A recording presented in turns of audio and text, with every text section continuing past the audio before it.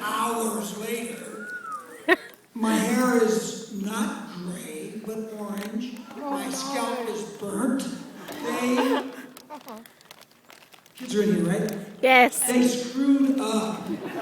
Royally, they screwed up in a big, big way. I didn't say anything to the people doing it. I didn't say anything. I just walked out the door, went back to the hotel room, immediately went down to the producer's room, knocked on the door. He comes out and he's in shock.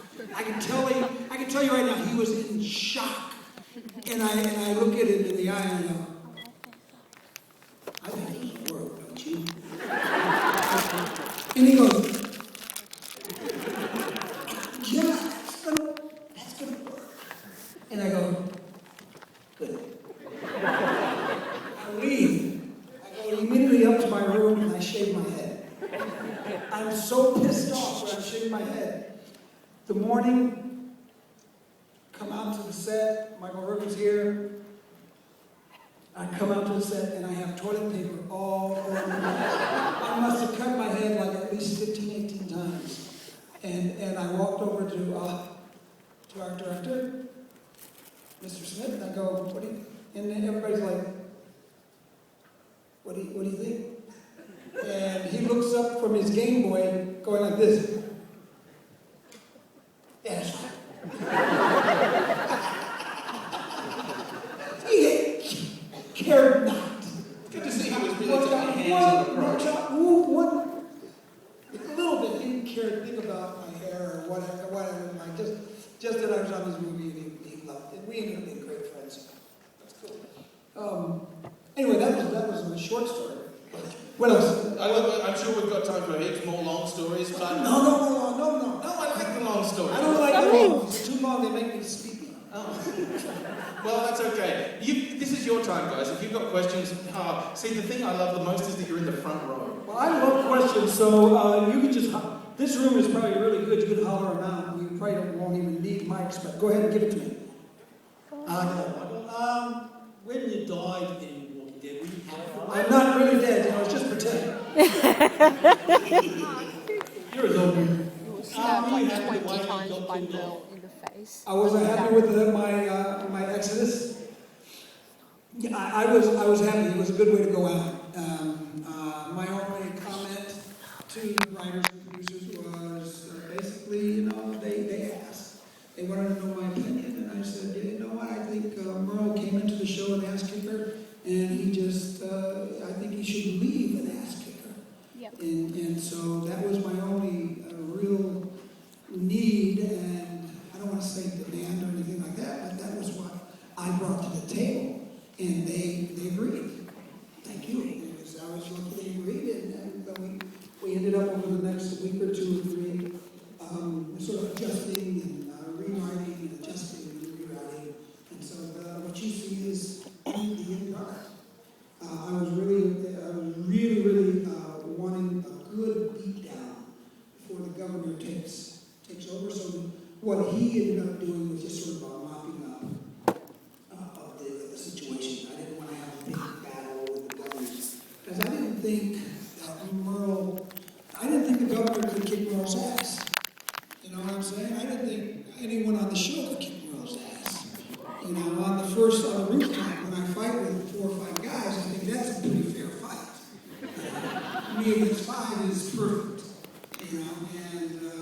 And so, given that, throughout the entire run of Merle's character on the show, you make this guy out to be a big, badass ass kicker, and so back to the last scene, you cannot have the governor kick Merle's ass. Well, the governor's already had his ass kicked by the girl, right?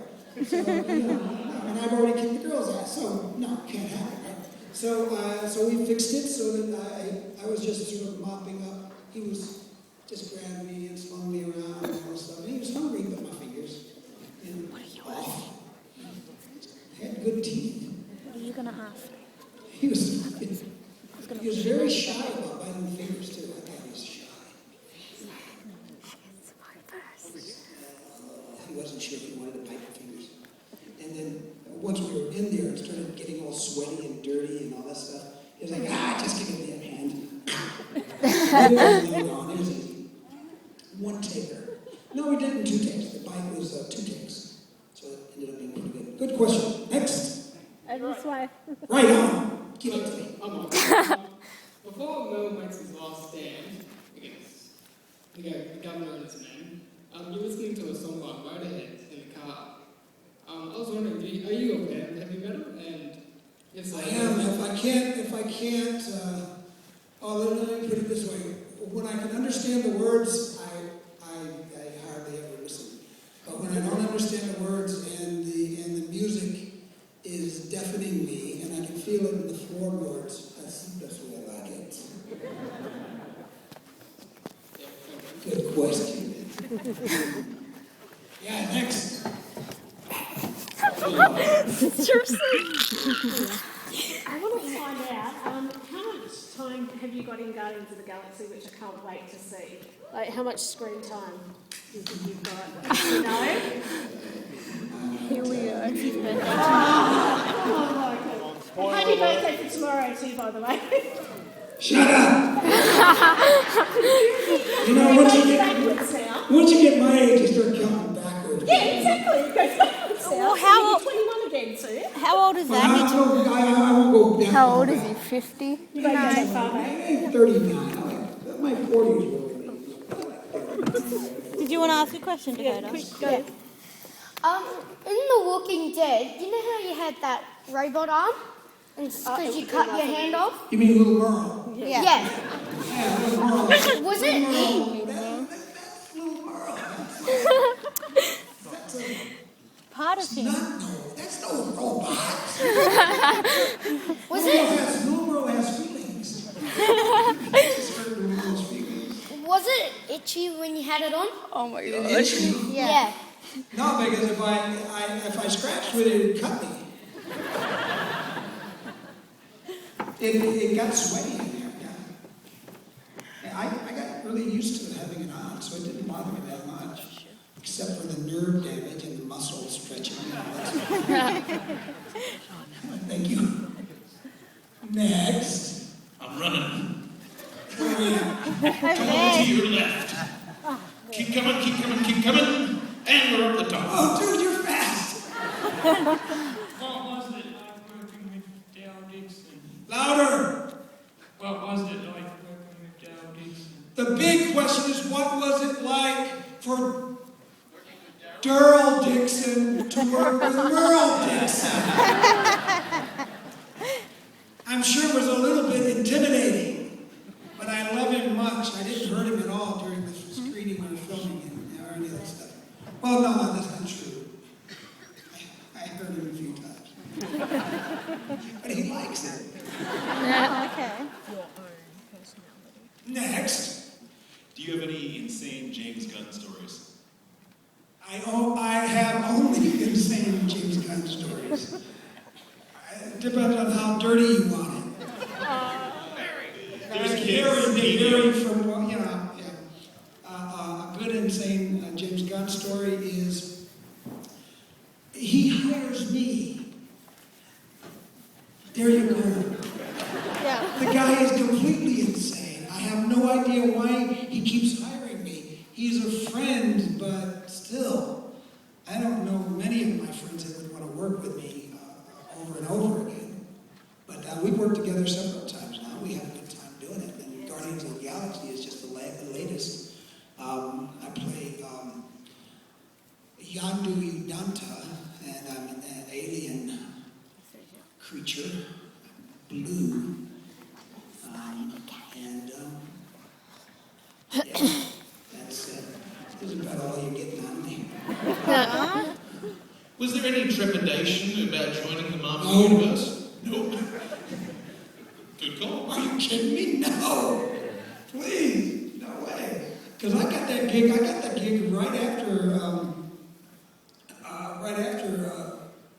David bit my fingers off. Right up the back. Yeah, you said earlier that you were like a good ass kicker, but I really like to say that I admire how you turned out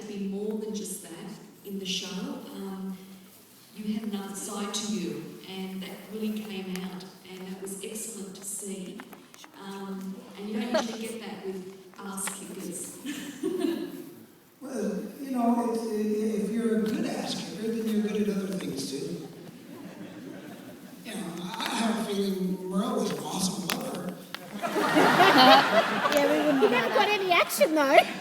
And it's just, he could never get any action. But I know what you're saying, and it's always good for the actor to have other things you can do, you know, on these shows, you know.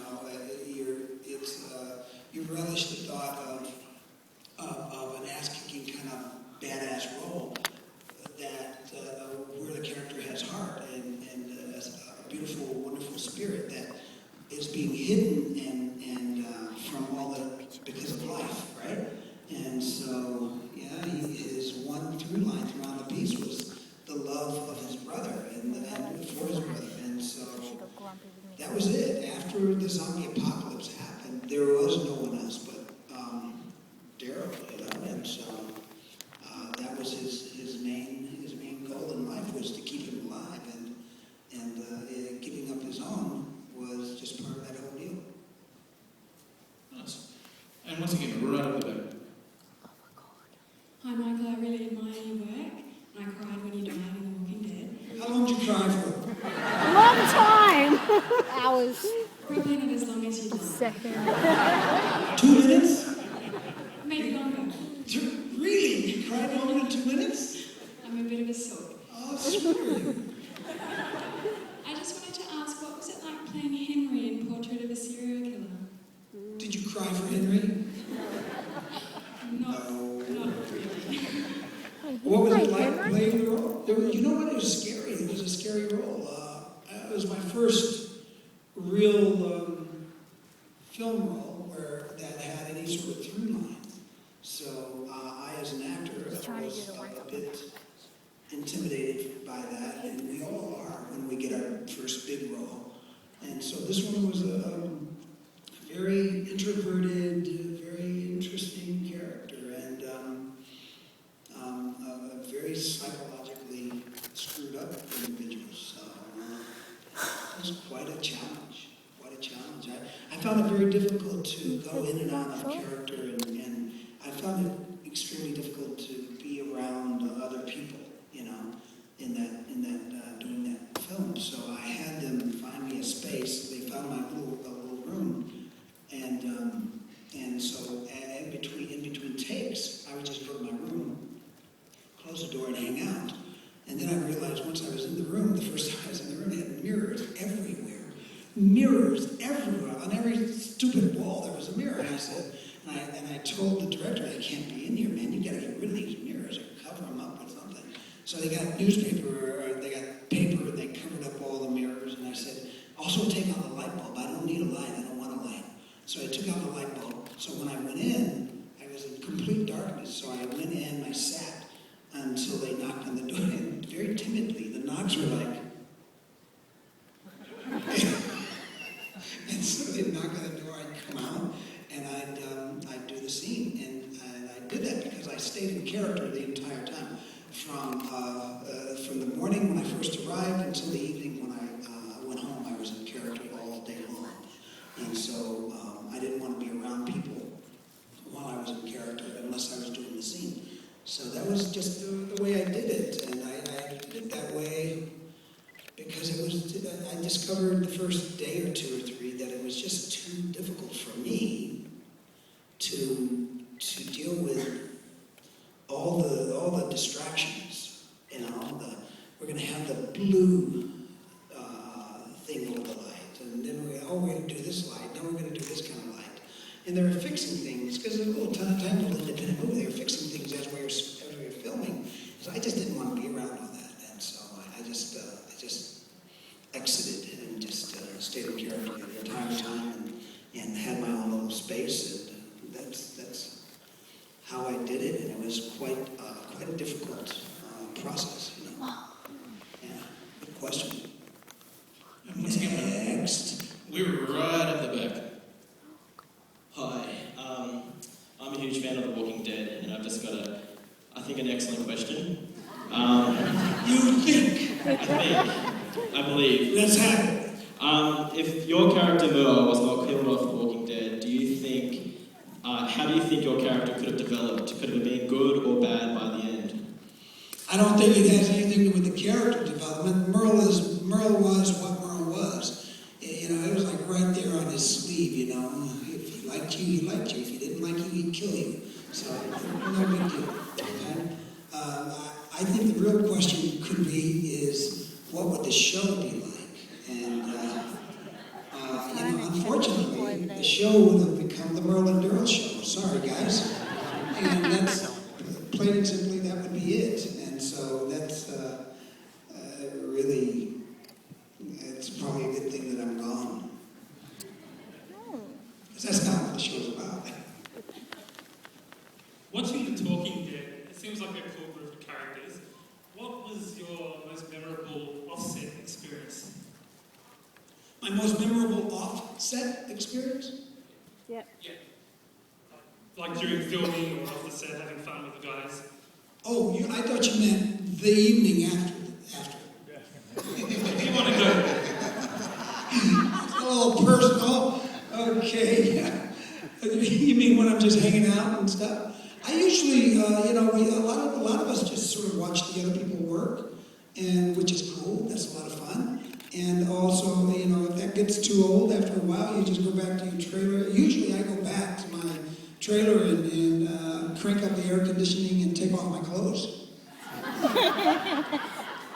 I swear that's what I did all the time. I did as soon as I got in my trailer, closed the door, cranked up the air, everything came off.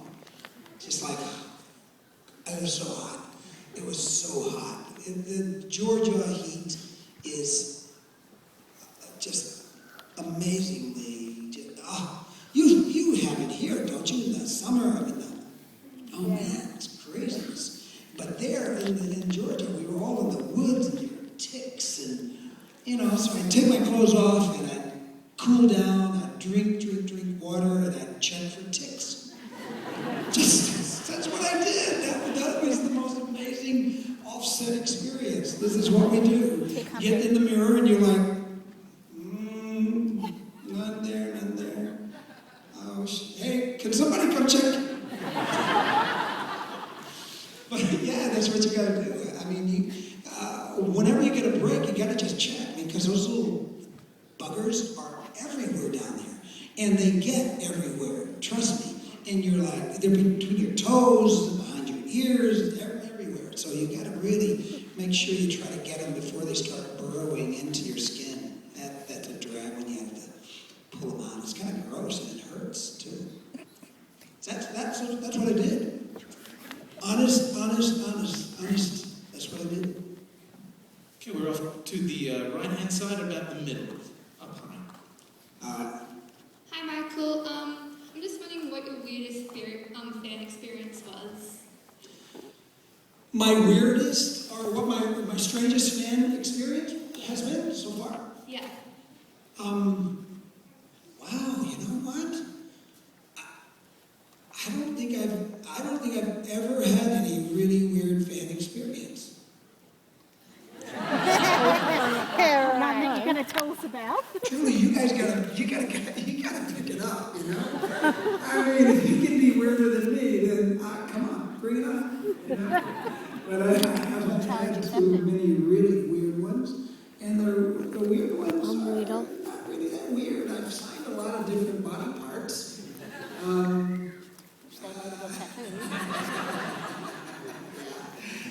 But I gotta tell you, I've signed more sugar tits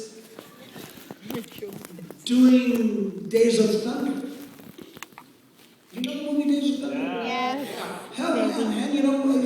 As a winning NASCAR driver, as you leave the race, there are rows and rows of women wanting you to sign their chests. So one time I signed 18 breasts and one evening having dinner. 18 pairs or 18 18 pairs.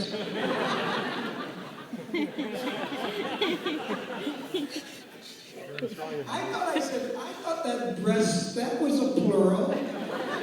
18 sets. 18 identical. Never mind. No, it was a lady's wedding party. What do you guys call those things? Huh? Whatever it's called. They go crazy on these things. And they were nuts. And they were huge. This is like when Days of Thunder had just come out. And it was a really, really, really popular show. And they were all NASCAR fans. Every single one of them. And it was down in Louisiana. And they were already 3 sheets to the wind. They were already gone. So they were like all lining up in a row. And you know, usually I don't like signing things when I'm in the middle of a meal, but I thought this was like a treat. Yeah, I'll do this. Not a problem.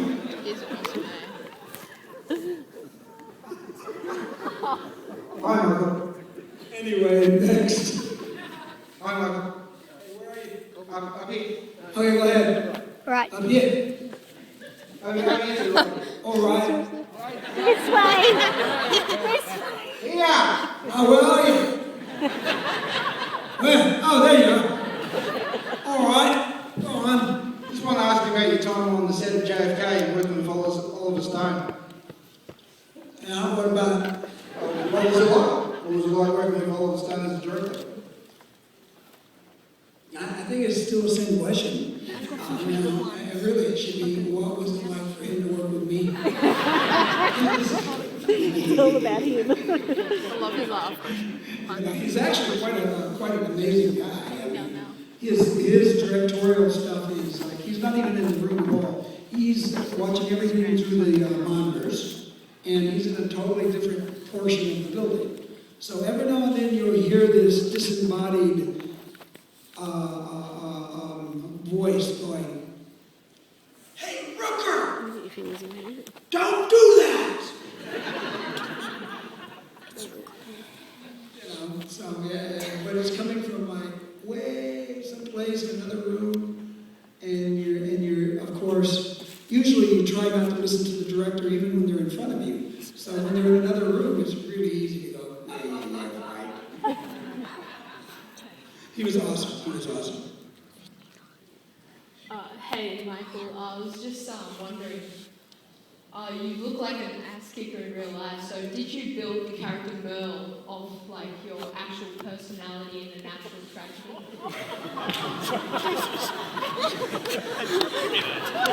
That's a good question. Give me that. Where are you? He's apologetic now.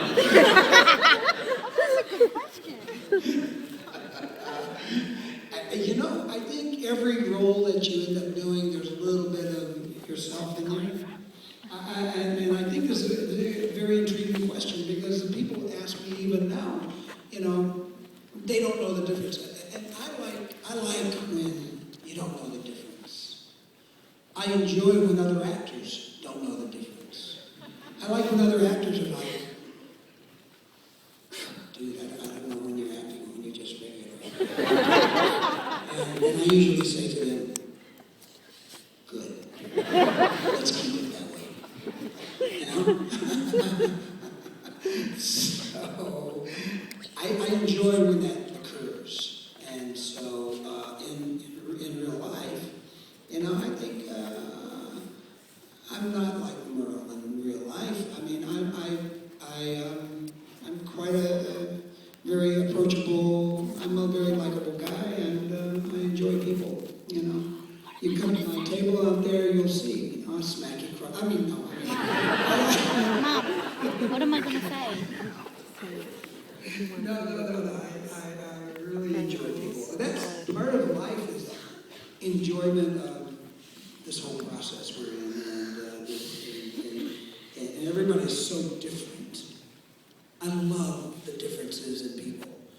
And some people come up and they're so nervous, some people come up and they're trying to be tough, and some people come up and they are tough, and some people, you know, it's just beautiful. It's beautiful. And so I don't think Merle, no, I'm not like Merle at all. Merle is very straight, cut and dry, and he would hurt you really fast, you know. So he doesn't put up with anything. I put up with a lot. As a matter of fact, I put up with too much. I mean, you'd really have to push me before I threw you through the window. But eventually I threw you through the window. Rest assured, you'd be thrown through the window. But I usually don't like to get to that point. I usually leave the scene. I exit the situation. Just don't follow me. That would be a big problem. Once I make the exit, just let me go. Okay? Good question. Hi, I was wondering, with the Walking Dead series itself, do you enjoy watching it afterwards? And did you read the comic book series as well in the lead up to it? You know what I did? I did. Once I got cast, I read all the entire series, and I'm still reading them. I enjoy the comics way. I gotta tell you, I love the comics. I love the comics. When I watch The Walking Dead, I love The Walking Dead too. But there's things on The Walking Dead because I've been critical since I was like 10-year-old going, looking at a McDonald's commercial or a Burger King commercial going like, no way you'd eat a hamburger like that. Forget it. No. I'm not going to eat there anymore. You know, that kind of thing. I mean, the same thing with The Walking Dead. I look at it and I'm like, no way. No way I'd do that. No, that's not the way you're supposed to do that. I do it all the time. And I think that's why The Talking Dead has become so popular. Because we all have our, you would be like, no, I would use this weapon for my weapon of choice. And somebody else next to you would be, no, I'd use this weapon. I'd like the pearl hand. No, I like the crossbow. No, I want a machine gun. I want a 15 pound. No, I want hand grenades, whatever. No, I want to be on the tallest penthouse apartment with all the doors before that locked, that kind of thing. But we're all different, and we all, it's pretty amazing what this show's been doing. It's been causing dialogue. And we're talking dialogue not only between adults, but dialogue between a 12-year-old and their parents. We're all watching the show and we're talking about it after. And that's what makes an amazing show, and it's an amazing show because of that. Cool, good question. Yeah, I don't know if I answered it, but Hi, Michael. I'm a fan of the biggest Facebook page that's obsessed with you called Rooker Rocks. What? Yes, there is a Facebook page called Rooker Rocks that is totally dedicated to you. There is hundreds of followers. That's another one, Michael. Here in Australia? No, all over. Worldwide. It's worldwide? Yep. And it's called what? Rooker Rocks. Rooker Rocks. Oh, Rooker Rocks. Yes. Oh, right on. I wanted to give a shout out for the lady who runs it, Carol. She's a big fan of yours and she's hopefully going to meet you at the end of this year. In May, I think it is. And I just want to give a shout out for all the girls that... The girls? Are there all girls? Yes. We like that. We know all Rooker Rocks already. They all had photos with you and they post them on the page and they're like, oh, can't wait to meet him, he's so awesome, and oh, I hope I don't faint. And it's the whole usual. Are they all nervous and stuff? A lot of people come up and they're really shaky and they're very nervous and you hug them and it's sort of like, in the States it's different. Right now, the fans can't get behind the table or anything like that. And in the States, I usually come around the table and we give big hugs and all that kind of stuff. And so I'm a big hugging fan. I love hugs, and I give everybody hugs. Male, female, don't bother me. I don't mind. It doesn't matter. But we're much more physical, in the whole signing process. Well, I am, anyway. Not everybody. A lot of people are just sitting. But I can't sit. I think it's much more comfortable for me to be eye to eye with the fans, and I enjoy that a lot. And so, Rooker Rocks, bam, love you guys. Love you girls. Thank you. Is it in any way intimidating to know there's a secret society on Facebook that are posting photos of you without your knowledge? They talk about you behind your back. They do. I think maybe I'll tune in one of these days. Some of the photos might scare you though. Some of them are photoshopped. She said some of the photos might scare you. What are they doing? Photoshop or what? Yes. Awesome. Yeah, there's a lot of that. There's the fan groups, of us. I mean, there's many fan groups, you know, that are dedicated to myself, Michael Rooker, or the Dixon Brothers, Norman Reedus, Michael Rooker, and we. Oh yeah, you guys are awesome. You kidding me? And yeah. I just found out there's also there's some sort of blog that I went on. And Find it.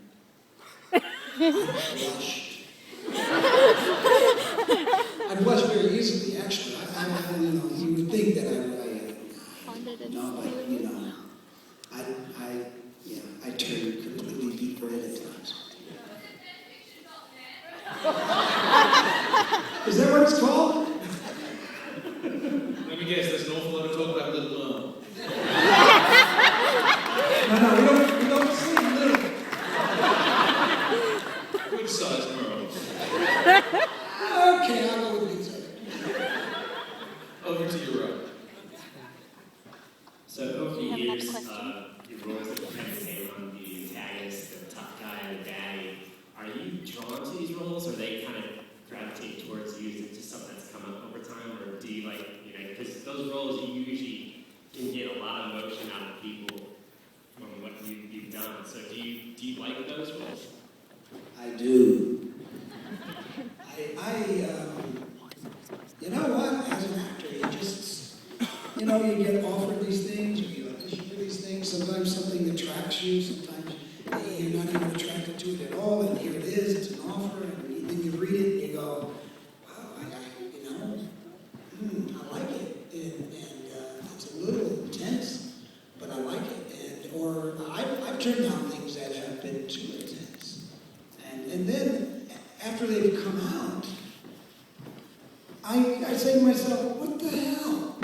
If I had known they were going to cut that crap, I would have done the movie. So, yeah, some of the most intense ones that have turned me off end up being really cool movies, and I don't do that anymore. I don't accept the role based on the script only. I accept it on sometimes on maybe a conversation with the director and the producers, and we talk about the script and see if they're willing to budge, or they're just writing this script this way to attract the money people. That's sometimes how they do it, and then I misjudge that by no, this is the way it's got to be. I don't do that anymore. But in the beginning of my career, it's like I was very, very, as an actor, I'm like, no, this is the script, this is the way it's got to be. And I don't do that anymore at all. It changes so much. From my experience, the change from the first time you read the script and what's actually seen on screen is light years. And it's just amazing how much a script can change, and the end product can be completely different. So I'm very careful and cautious about what I choose to do, but I don't judge right away if I'm going to do it or not based on the script anymore. It just it just changes way too much. Yeah. Next. Down the front. Where? Other side. I see you. The zombies in Walking Dead look incredibly fantastic when they're on screen. Did you ever have a moment where, maybe watching some of the big group scenes or, involved in filming, where you look around and you're like, holy crap, this is, it's obviously rooted in reality in a part of it, but was it, you want to burst out laughing, or you think, oh shit, was there those moments on set? With big zombie scenes? They're scary. They really are. They eat lunch by themselves over in the corner. And I don't know if it's because they don't want to gross people out, or they just feel like we're special. We're dead. They're not dead yet. They don't understand. But yeah. You know what really grossed me out? That first, one of the first scenes. It wasn't the first scene, but it was in the pilot when they eat the horse. And I'm a big horse fan, so they're pulling the intestines out of the horse. They're eating the horse, and I wasn't there, but I saw it, and then I heard the story about the director telling me, yeah, I told him, we said, okay, we're going to take a break here. You guys can go get cleaned up and we'll start over. And they're like, nah, we're fine. Let's just hang out here with our horse. And they just hung out with the horse. They just hung out there, and then we, in between takes, they just wanted to be in the scene. They were in that scene so much. I'm telling you, it was a wee bit scary. So yeah, they get into it. Hi, Michael. You lent your voice to Call of Duty Black Ops. Yes. Yeah. I'm wondering, did you enjoy the experience? Have you played the game, and are you much of a gamer? I am a gamer. I played the game, and I suck. Games rock. Totally suck. 7-year-olds beat me. Oh, that's If I go shameful. online, I never tell anyone my gamer tag. When I go online and play, they curse me out and kick me off the game. And this is like a 9-year-old, okay? So yeah, I just play. I like playing. I'm terrible at it. Good question. I think as a matter of fact, the voiceover and the motion capture in Black Ops 2, and also I did Black Ops 1. I did a map pack in Black Ops 1 called Call of the Dead, which I'm telling you, Call of the Dead. If you haven't played this game yet, this map pack has the best one-liners of all time. In any film, movie, TV, anything. This one particular game has the best one-liners, the best Michael Rooker one-liners that you're ever gonna hear. It was awesome. It was awesome. Sometimes I just get on YouTube and find it and just I have it in my background music. Just listening to the one-liners. They're crazy good. Thanks. Good question. Good Call of Duty Black Ops 2. Love it. Halfway up on the left-hand side. Right on. Hey, I'm a huge Merle fan, and I was so excited when he came back in season 3 of this. And my question is, what was it like doing zombie fight club scenes? Zombie, what was it like doing what, honey? The zombie fight club scenes in Woodsbury when the zombies are chained and you guys are like fighting each other with the zombies trying to grab you at the same time. Well, sometimes those zombies, the makeup, I gotta tell you, sometimes they come in when they should be going back, and they get co-opted. One or two times, I'm like, ooh, he needs a stitch or two. Yeah, it got smoky, it got really bad. It was crazy. It got smoky, and the guys playing the zombies were getting really aggressive coming in at us, and we were like, it was a tough sequence.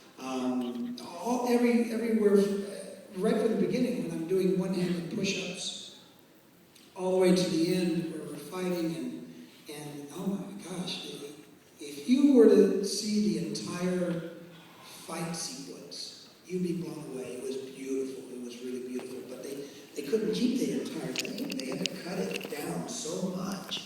There was all kinds of cool stuff in there. I mean, I don't get a chance to use any kind of karate or anything like that in the movies too often. So I did my first one was a spinning back heel kick, which worked perfectly. It was nice. It was so close, you felt the wind over his face, which is good. It's close, but not too close. And then there are other ones where I flip over the guy's back and do a heel kick, downward axe kick on the zombie guy, which worked perfectly. It's not even in the movie, it's not in the TV show. But lots of cool stuff. I enjoy fight scenes and I enjoy doing them myself. So, yeah. Thank you. Good question. We've got time for one, maybe two more questions. All right, let's do it. Hey, I just wanted to know, what was your favourite scene when playing as Merle? By far the 4.5-minute monologue when I'm on the rooftop in season 1. Merle is sort of you come, and he's been left there because he's such a dick. You know, he's like, he doesn't care, he's high, he beat these guys up, and finally, you know, the cop hits him from behind and knocks him out practically and handcuffs him, right? And they just leave me there. And so, you come into the scene after Merle has been left there, and they've dropped the key down the drain, and it's like been 3 days, 3 nights. He's been without water, food the entire time. He's delusional. He's dying, and he's talking to himself. He's mumbling, and it was beautifully written. It was beautifully written. As a matter of fact, that scene, that entire monologue was never there in the script. Frank Darabont went back to Los Angeles after he had seen the first, the previous episode, and said, "I got to go back to LA. I got something to write for you." And I'm like, "Oh, okay." And so he goes back, and I didn't know what he had to write for me, and so when I accepted the role, that was the end of my role. The hand was the end. That was it. Merle did not continue on in the series, so I did the job as a three-parter, 3 episodes, and that was going to be it. My character was going to die off, and so when I found out I was going to be back, and not only was I going to be back, but I was going to be the opening of the next episode when I'm talking to myself on the rooftop. And when I read that, it blew my mind. It was so good. It was so bloody good. I was like, wow. And so that was by far my favorite, my personal favorite scene and sequence in the series so far. And I had a lot to say with my exit when I exited toward the end of season 3. So I'm very happy about that as well. Those are that one whole sequence I'm happy about, and the monologue are my 2 favorites. Question. You, sir, over on your right-hand side, halfway up. Lucky last. Go for it. Hi, Michael. During filming on set, did you play any pranks? Or did anyone play any zombie pranks on each other? There are a lot of pranks, but I'm not a good prankster. I can't. I think stuff that I do normally are kind of funny and goofy sometimes, you know? Like, in real life, even. I mean, I've lost my cell phone several times in real life. I tend to leave them in taxi cabs. So I'll tell you a real quick story. It's not on set, but I'll get to that. But the difference between Las Vegas, Nevada, and the Gold Coast of Australia is that when you leave your phone in a cab in Vegas, it stays in Vegas. When you leave your phone in a cab in the Gold Coast of Australia, you get it back. Look, I got it back right here. It only took an hour. I was amazed. And that has nothing to do with pranks, but, you know, there's some pranks. You know, there's some pranks. You know, I can't think of any, but I'm sure there were. I don't know, nobody plays pranks with me. I think they're a little afraid of me sometimes. They're not sure if they should play the prank or not, and so then they hesitate, and then the timing's off. Now if you're gonna play the prank, you gotta just do it, right? Yeah. So yeah, I kind of wish they'd play pranks with me. But I'm like the guy on the playground that nobody wants to mess with. It's kind of lonely out here. Aww. Are you serious? I can take a joke. I can joke. I won't really hurt you. Yes, go ahead, Max. I was just going to say, are you seriously trying to tell us that underneath this badass exterior, there's just somebody who's in desperate need of a hug? Yes, I need lots of hugging. Oh, wow, this has completely ruined The Walking Dead for me. But ladies and gentlemen, we all talk about what your zombie survival plan is. Do you all have one? Does everyone have a zombie survival plan for the apocalypse? Yes. Mine is going and finding Michael Rooker, hiding behind him until it's over. Ladies and gentlemen. Thank you.